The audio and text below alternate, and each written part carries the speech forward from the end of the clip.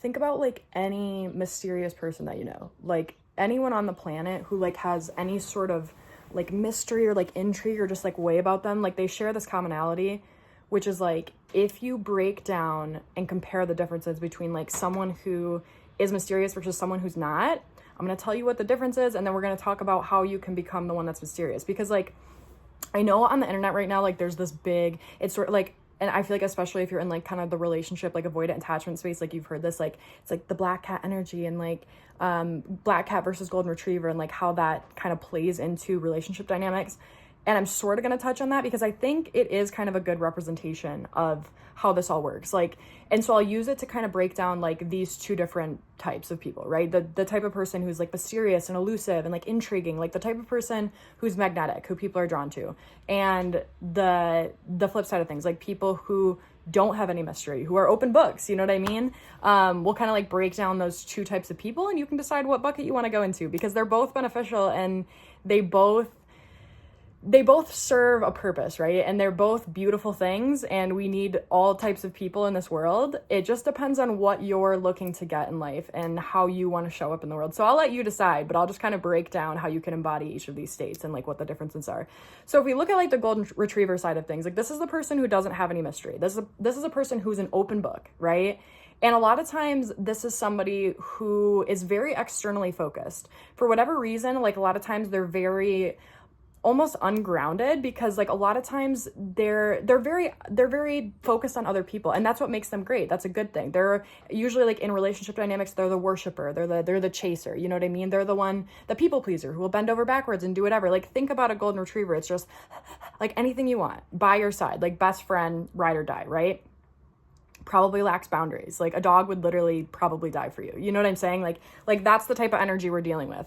And a lot of times because they're so externally focused, there's a payoff that happens from a lot of what they're doing. You know what I mean? Like since they're so in tune with what other people are thinking or doing, since they kind of live to serve in a way, they live to be the lapdog. Like that's where they get their value. You know what I mean? It doesn't come from them. It comes in what they do for others. And that's a beautiful thing, but it can also mean that those people are very subject to being puppeted around. And that's sort of what you see happen is like these people often get taken advantage of in relationships because they will quite literally do anything for the other person to the point where they become sort of a shell of themselves just to serve this other person, you know what I mean? And so I think that can be a weakness, and I think a lot of people sort of fall into that category. So you have to sort of ask yourself like where you're sitting and if you're embodying some of these traits, you know what I mean? And if you're often the person chasing instead of being chased, you could be sort of like leaning into this persona more than the other one.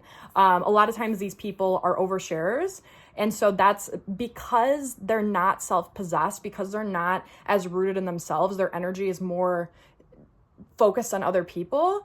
It means they lack mystery because there's nothing within that's being concealed, right? Everything that they're kind of a shell of a person in a way, at least to some extent. Like obviously I'm being dramatic and using metaphors, but like that's what happens because they're mirroring what's happening with other people. They live to serve, right? And so there's nothing to draw people in. There's nothing to be intrigued by. You know what I mean? There's no mystery because they're always oversharing. A lot of times, you know, you get the point. Like, and so if we kind of talk about the flip side, then like, what's the alternative to that? And I know people always talk about the black cat, which is fine, but in my mind, like it's always a leopard. And so I'm just going to use a leopard to be cool and different. And so like, think about like, or I guess a panther. A panther's way better. So think about a panther, right? Like a panther, and this is why I say they're both important, but like if you break down the differences, like think about how you perceive a golden retriever or like a lapdog, right? Versus a panther. You have love and appreciation for both of these things, but they're very, very different. And so like, that's the other piece too, is like a lot of these, like both of these personas, like might serve a different place in your life. You know what I mean? And so that's why I come back to like, it depends what you're looking to get out of things, to get out of people, to get out of relationships, because we very much love the golden retriever. We love the lapdog, you know what I mean? Because it's loyal to us. Like it does whatever we want essentially. But that's a very different love than the love we feel for the panther, which is like, we don't really know where we sit. You know what I mean? Like they kind of seem like they act like they're a little bit better than you in some ways. They're almost there's almost an air of judgment. You know what I mean? There's strong boundaries. There's control. There's mystery. That's a very different energy than what we see with the golden retriever, but we love them both nonetheless. But if you think about like in relationships, like for example, you're not going to treat like your boyfriend most likely the same way you treat your mother or like your aunt. Like there's different types of love and different types of relationships and categories people can go into. You know what I'm saying? When we talk about like friendship and like familial love, the golden retriever dynamic is a great energy to be in. You know what I mean? Because a lot of times those, I'm not always, but a lot of times like that's a healthy basis for a lot of like non-romantic connections. You know what I mean? It's very open-hearted. It's very, you know, oversharing, like focused on the other person. There's a pretty equivalent back and forth. Romance often is not like that. Like romance, for whatever reason, is much more dense. It's a little bit more heavy. There's a little bit more pursuit and chase, and it aligns more with kind of the energy of the panther. You know what I mean? Like assuming you are someone who like does want to be chased, or at least wants to be in a more like stable dynamic, like in terms of like you guys like each other equally, like you want it to be relatively balanced. You either want to be the one that's chased or you want it to be balanced. Like you have to learn how to sort of move to that side of things, right? Because when you think about how romantic intrigue is built, a lot of times you don't like fall head over heels in love. Like the people who write romantic songs are not writing about connections most of the time, where the muse that they're so infatuated with is rarely a golden retriever. And I mean, no offense to that if you are one, but like that's just the truth. That's kind of the basis of romance. It's a different energy. Like the muse is mysterious, like it's intriguing, it has boundaries. Sometimes it's mean. Like a panther is not this cozy fuzzy thing, but we're still drawn to it. We're like so intrigued to this thing. And you know, in order to sort of possess some of those qualities, like, sorry, there's a truck backing up. I don't know if you can hear it. We press on. So like if you look at, that is literally ridiculous. Get out of my face. Anyway, so if we look at like the qualities of like a black panther and really just mysterious people in general, like think about mysterious people and like what makes people mysterious. We talked about why the golden retriever isn't mysterious. Let's talk about why the panther type person is. It's because people who are mysterious are self-possessed. They literally are so wrapped up in their world and feel so whole, and they're not looking externally for validation. You know what I mean? Like a panther's not going to try to prove itself to you. It's like the black cat thing. Like it's going to do its, like if you've met a cat, you know, it's going to do its own thing for the most part, and it doesn't really care what you do. Sometimes it'll have you, sometimes it won't. You know what I mean? And we're sort of drawn to that because it's like you don't always know where you stand. But that's a good thing for romance and for being pursued, because like, you know, in a healthy way, like people do enjoy that. Like there's you know, like obvious, and I would say like mostly in the courting stages, you know, obviously if you're like dating a person, you should be clear about where you stand. But I would say there can always be a healthy degree of mystery. You know what I mean? Like you should always sort of be like judging and deciding. There should never be a point, I don't think, where you should completely self-sacrifice yourself and anything this person does goes. You know what I mean? And that's what a lapdog would do.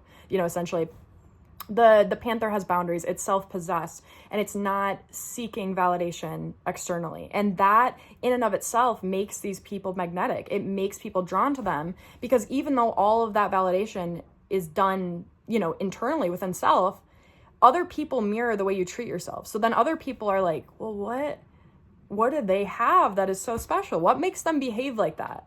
And the truth is that they just decided and did that. But people perceive you how you perceive yourself. So if you can learn to self-validate yourself, and a lot of this just comes from inner work and healing, you are going to naturally be magnetic, because all of a sudden, instead of wanting things from people and seeking things from people, now all of a sudden you turn it inward. Like that's how you become magnetic. You pull it back, you pull it in, and you learn how to give those things to yourself. You know what I'm saying? And like a natural sort of byproduct of that is when you feel whole and complete and don't need any validation from other people, you stop oversharing.